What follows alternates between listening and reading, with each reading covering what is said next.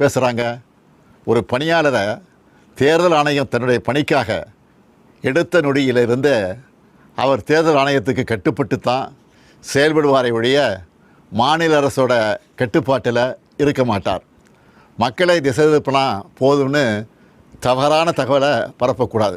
என்னத்தையாவது பொய்ய சொல்லி எஸ்ஐஆரை எப்படியாவது நடத்திடலாமா, ஏழை எளிய மக்களுடைய வாக்குரிமையை நீக்கிடலாமான்னு எதிர்க்கட்சிகள் நினைப்பது வேதனைக்குரியது.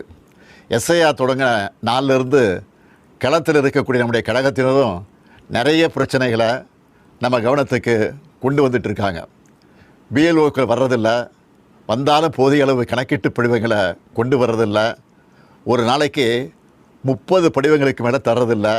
இந்த லட்சணத்தில் ஒரு தொகுதியோட இஆர்ஓ 3 லட்சத்துக்கும் மேற்பட்ட கணக்கீட்டு படிவங்களை இத்தனை குறுகிய கால அவகாசத்தில் எப்படி கொடுத்து வாங்குவாங்க?